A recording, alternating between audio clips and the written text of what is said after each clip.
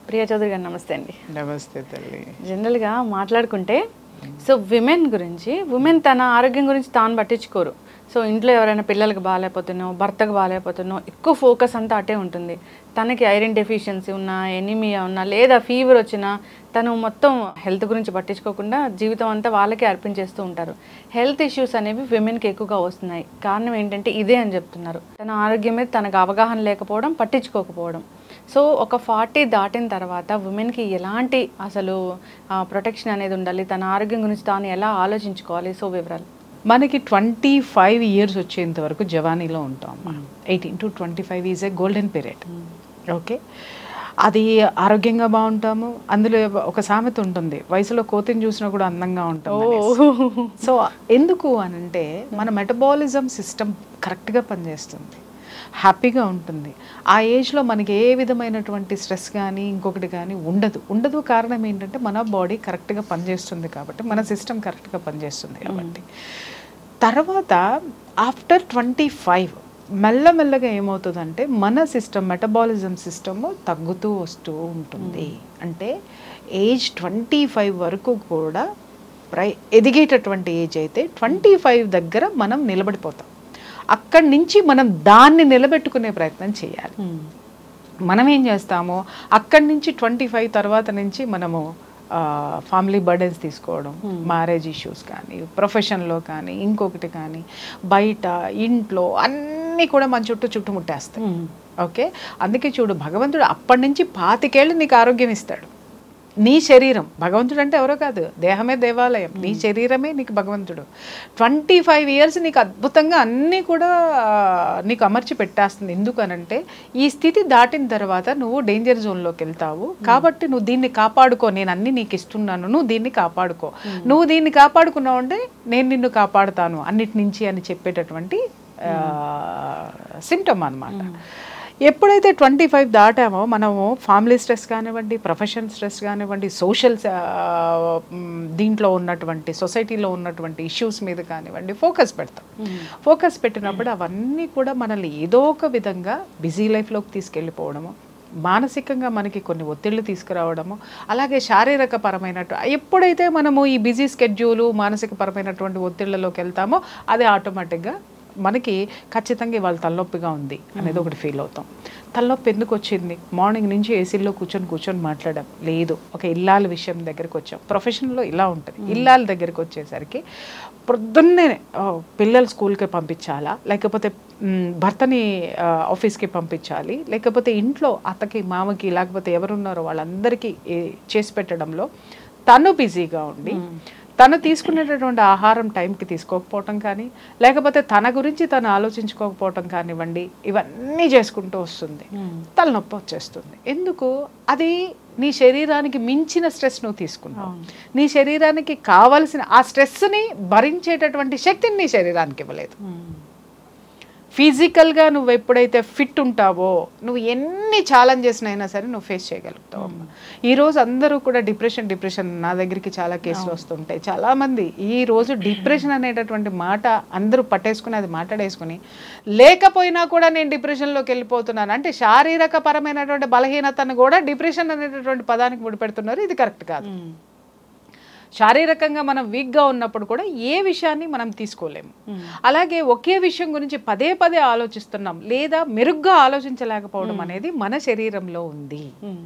అక్కడ ఫాల్ట్ ఎక్కడుందంటే మన శరీరాన్ని మనం కరెక్ట్గా పెట్టలేదు, దానికి సరైనటువంటి ఆహారం ఇవ్వలేదు, దానికి కావాల్సినటువంటి పోషక విలువలు అందించలేదు. కాబట్టి ఇది ఉంది. ఇప్పుడు చూడమ్మా, ఇప్పుడు ఒక ప్రోగ్రామ్ అవుట్పుట్ రావాలి అని అంటే కెమెరా కరెక్ట్గా ఉండాలి, యాంకర్ కరెక్ట్గా ఉండాలి, గెస్ట్ కరెక్ట్ ఇన్ఫర్మేషన్ ఇవ్వాలి, ఆ తర్వాత ఎడిటర్ కరెక్ట్గా చేయాలి, ఎడిటింగ్ అయిన తర్వాత సిస్టమ్ సపోర్ట్ చేయాలి అతనికి, అలాగే కెమెరామెన్ తీయడం కాదు కెమెరా సపోర్ట్ చేయాలి. కెమెరా దగ్గర నుంచి నీకు అవుట్పుట్ వచ్చేంత వరకు కూడా ప్రతి ఒక్కళ్ళు, ప్రతి ఒక్క మిషను, ప్రతి ఒక్కటి ఎలా సహకరించాలో మన కూడా ప్రతిరోజు చేసేటటువంటి పనిలో ఆ రోజు రాత్రి సుఖనిద్రపోవడానికి ఇవన్నీ కూడా మనకి సహాయపడినట్టుగా మన శరీరంలో ఉన్నటువంటి ప్రతి భాగము ఆరోగ్యంగా ఉంటేనే అది మనకి సహకరిస్తుంది. తలనొప్పి వచ్చింది, స్ట్రెస్ వచ్చింది, ఎందుకు వచ్చింది, ఏం తిన్నాం, అందరికీ ఈరోజు గ్యాస్ట్రిక్ ట్రబుల్ వస్తుంది. ఎందుకు గ్యాస్ట్రిక్ ప్రాబ్లమ్స్ వస్తున్నాయి అని అంటే కేవలం టైంకి తినకపోవడం. ఒక టైం అనేది మన శరీరానికి అలవాటు చేయాలి, ఆహారానికి. నెంబర్ 1. రెండోది, ఇప్పుడు అందరికీ కూడా విటమిన్ డెఫిషియన్సీలే. మీరు చూడండి, ఏ ఉమెన్ని తీసుకోండి, D vitamin deficiency main, B12 deficiency, magnesium deficiency, sulphur deficiency, zinc deficiency, మొత్తం అంతా కూడా మినరల్స్ కానీ విటమిన్స్ కానీ డెఫిషియన్సీ ఎందుకు వస్తుందంటే మార్నింగ్ లేవగానే ఇంట్లోనే ఉంటుంది ఇల్లాలు, గృహిణి.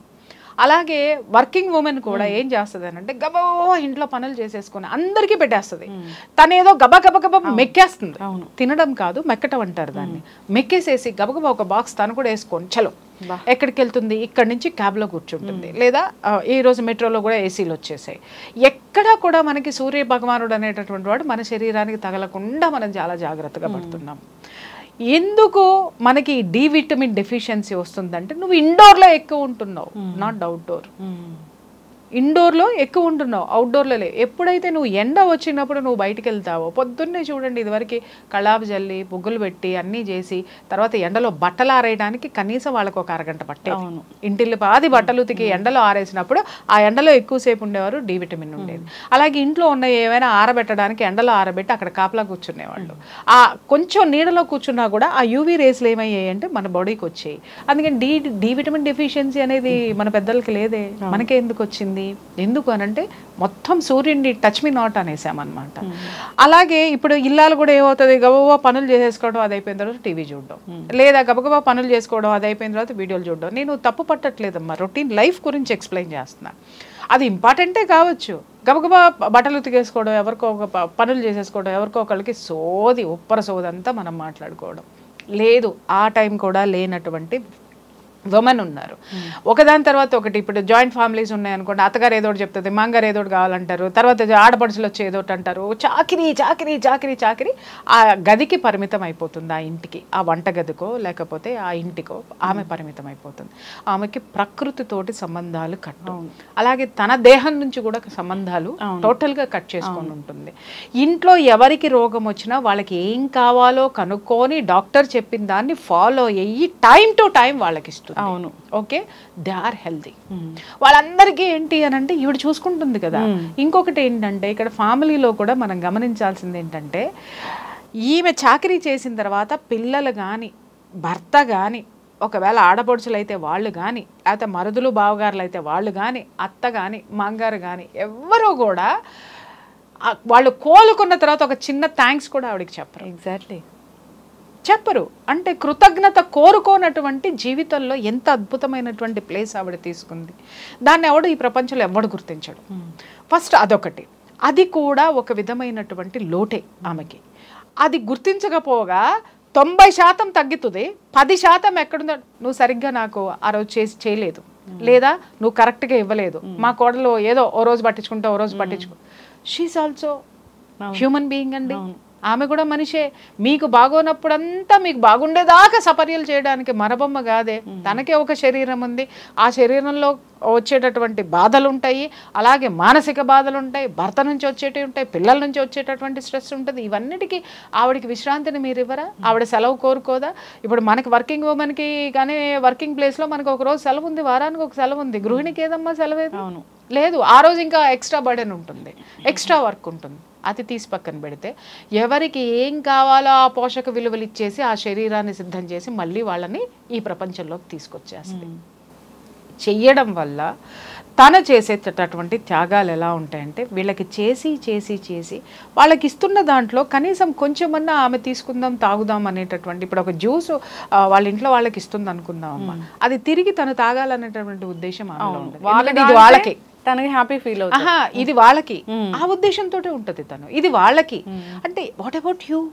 నీకు సరే ఇలా త్యాగం చేసేస్తూ ఉంటుంది. అలాగే అర్ధరాత్రులు అపరాత్రులు అక్కడ ఇంట్లో ఎంతమంది పిల్లలు ఉన్నారో భర్త యొక్క టెన్షన్లో, అత్తమామల యొక్క టెన్షన్లో, ఈమె పుట్టింటి టెన్షన్లో, తర్వాత పిల్లల టెన్షన్లో అన్నీ కలిపి గ్రైండర్లో వేసి మిక్సీలో వేసి ఆవిడ శరీరంలో పోసేసుకుంటుంది. ఆవిడ తాగే జ్యూస్ అదే. ఇది శరీరం తట్టుకోవాలి అని అంటే నీ శరీరాన్ని నువ్వు సిద్ధంగా ఉంచావా, బలంగా ఉంచావా నేను అడుగుతున్నా. సిద్ధంగా అంటే బలంగా ఉంచావా నువ్వు? నీ గురించి నువ్వు పట్టించుకోవటం లేదు. ఇంట్లో ఎవరికి వచ్చినా లేదా ఇంటిల్లి పాదికి వచ్చినా కూడా ఒక్క ఇల్లాలు సేవతోటి ఇల్లు మొత్తం కూడా ఆరోగ్యవంతం అవుతుంది. అదే ఇల్లాలు పడిపోతే చూడండి, భర్త ఆయన ఆఫీస్కి ఆయన వెళ్ళిపోతాడు, ఎందుకంటే ఆఫీస్కి వెళ్ళకపోతే డబ్బులు ఎట్టా వస్తాయని మాట్లాడతాడు. ఇంకొకటి, ఏ భర్త కూడా నా భార్యకి ఒంట్లో బాగలేదు అని చెప్పేసి అని సెలవు పెట్టుకుని ఉన్న భర్తలు ఎంత శాతం ఉన్నారు చెప్పమ్మా నువ్వు నాకు. అలాగే పిల్లలు, అరే జ్వరం వస్తే మా అమ్మ మా దగ్గర నుంచి కదలదు, హాస్పిటల్కి మోసుకెళ్తుంది, అక్కడికి మోసుకెళ్తుంది, ఇవాళ మా అమ్మకి బాగాలేదు, స్కూల్ నుంచి రాగానేనో లేకపోతే ఇంకొకటి మా అమ్మ దగ్గర కూర్చుందాం, మా అమ్మకి ఏం కావాలో ఇద్దాం, ఏం చేద్దాం అనేటటువంటి పిల్లల శాతం ఎంతమంది ఉందో చెప్పు. అలాగే అత్తమామలు కూడా అంతే, అరే మా కోడలికి బాగాలేదు, నాకు ఇంత చేస్తుంది కదా, తను బాగుంటేనే మేము బాగుంటాం, తనకి ఏదన్నా చేద్దామని ముందుకు వచ్చేటటువంటి అత్తమామల శాతం ఎంత ఉందో చెప్పు. సో తను ఏంటంటే సపరేట్ చేయబడిపోయి, అంటే తనకు తానే సపరేట్ అయిపోతూ ఉంటుంది, దానికి తోడు వీళ్ళు సపరేట్ చేయడంతో తను పూర్తిగా ఇగ్నోర్ అయిపోతుంది అనమాట. తనకి తాను ఇగ్నోర్ చేసుకుంటుంది, అలాగే ఇతరుల చేత కూడా తను విస్మరించబడుతుంది కరెక్ట్గా చెప్పాలంటే. దాంతో ఏమవుతుంది అని అంటే, ఇంకొక విషయం కూడా ఇక్కడ ఆడవాళ్ళు బాగా ఇక్కడ గుర్తుపెట్టుకోవాల్సింది ఏంటంటే, ₹1 దాద్దాము, అమ్మో ఖర్చు ఎక్కువైపోతుంది, అమ్మో ఖర్చు ఎక్కువైపోతుంది, అది వాళ్ళ విషయంలోనే చూస్తారు. ఏ పిల్లలకి భర్తకి పెట్టాల్సి వచ్చేస్తే కావాలంటే ఒంటి మీద ఇంటి మీద అన్నీ అమ్మేసేసి అయినా సరే వాళ్ళ కోసం త్యాగాలు చేస్తారు. కానీ ఒక చిన్న గ్లాసు జ్యూస్ తాగడానికి ₹10 లేదా ₹100 అమ్మో ఖర్చు అయిపోతున్నాయి అని మాట్లాడతారు. తర్వాత అలాగే ఏదైనా ఒక మంచి ఆహారం తినాలన్నా అమ్మో ఖర్చు అయిపోతుంది అనుకుంటారు. అలాగే ఎక్కడికన్నా వాళ్ళ మనసుకి ఒక స్వాంతన కోసము ఎక్కడైనా ఒక ఊరు ఫ్రెండ్స్తో కలిసి ఒక టూర్ వెళ్ళాలన్నా అమ్మో అన్ని డబ్బులా, అవి ఉంటే మా వాడికి ఫీజు కడతాం, అవి ఉంటే ఇంకొకటి చేస్తాం, అవి ఉంటే ఇంకొకటి చేస్తాం. ఇలా ప్రతి ఒక్క దానికి తనను తాను వెనకేసుకొని వచ్చేసరికి తన ఆరోగ్యం కూడా వెనకబడిపోయింది.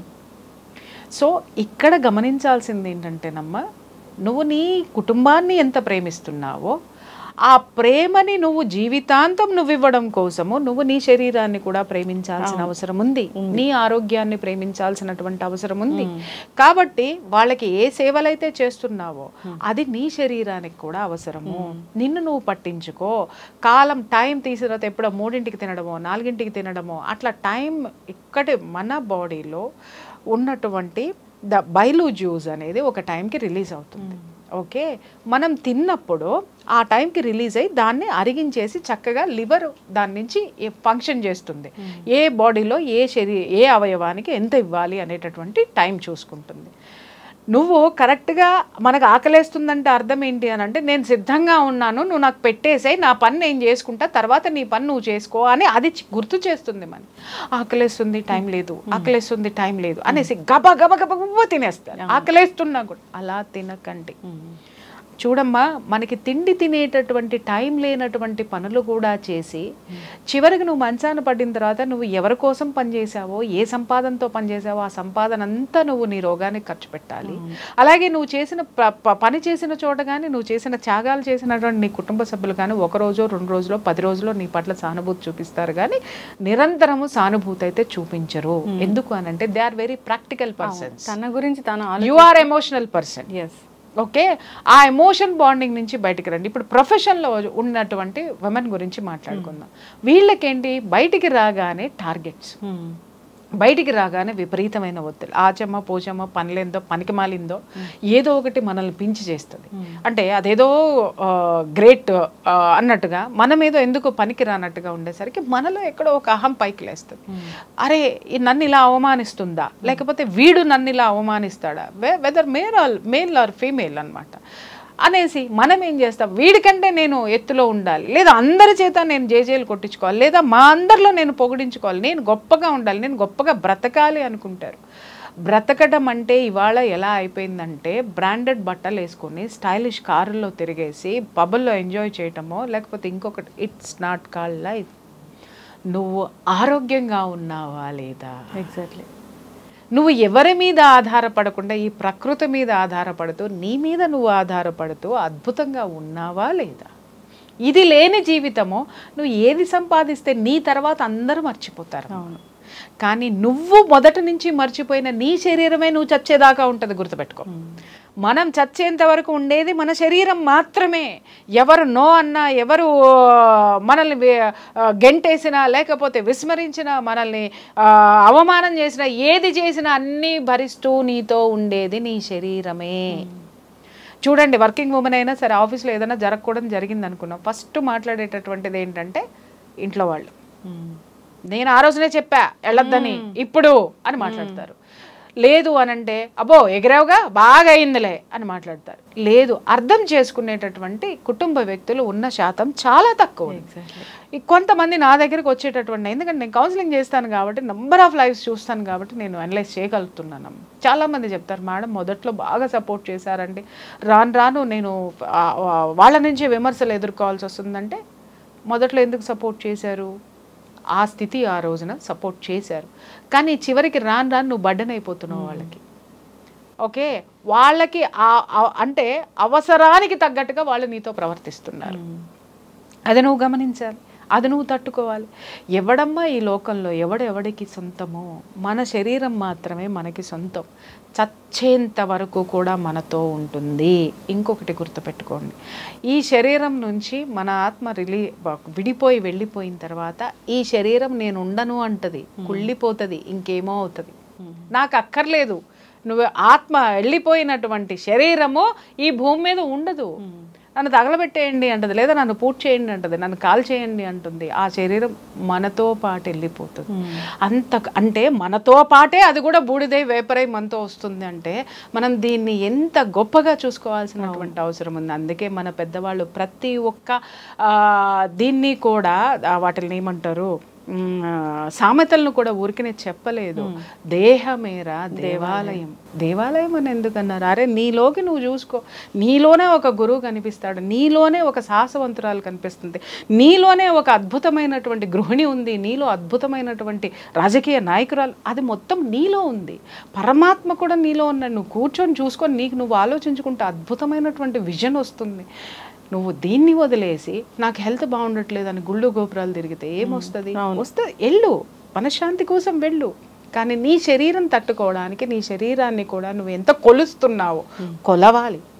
భగవంతుడికి ఇష్టమైనవి పెడితే భగవంతుడు వరం ఇస్తాడని మనం ఎలా అనుకుంటున్నావో, మన శరీరానికి అవసరమైనటువంటి ఆరోగ్యకరమైనటువంటి ఆహారాన్ని ఇస్తే మన శరీరం కూడా మనకన్ని వరాలు ఇస్తుంది. అది మర్చిపోవద్దు. ఇంట్లో వాళ్ళు కూడా మారాలి కదా.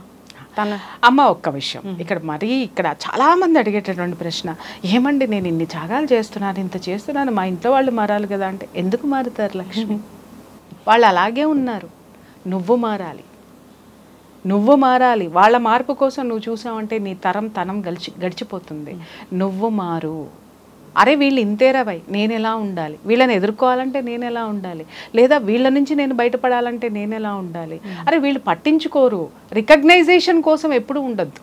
నేను అదే చెప్తున్నాను, నన్ను గుర్తించాలి, నేను ఇంత చేశాను, నేను అంత చేసా. అరే వాళ్ళది జస్ట్ నువ్వు మారి చూడు, వాళ్ళల్లో ఖచ్చితంగా మార్పు వస్తుంది.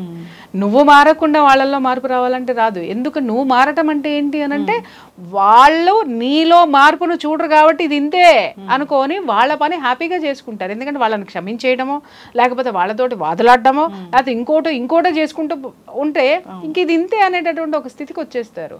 నువ్వు మారి చూడు, ఖచ్చితంగా వాళ్ళు మారే ప్రయత్నం చేస్తారు. దాంతో పెట్టుకోవడం ఎందుకురా, ప్రతిదీ ఇది లాజిక్లో ఉంది, లేకపోతే ఇంకోటి ఉంది అని చెప్పేసి అని మాట్లాడతారు. సో కాబట్టి మనల్ని మనం పట్టించుకోవడం అంటే శారీరకంగా పట్టించుకోవాలి, అలాగే మన చుట్టూ ఉన్నటువంటి పరిస్థితుల్లో కూడా మనకు అనుగుణంగా మనం మార్చుకునేటటువంటి పరిస్థితులు చేస్తే సర్వే జనా సుఖినో భవంతు. ఖచ్చితంగా మ్యామ్.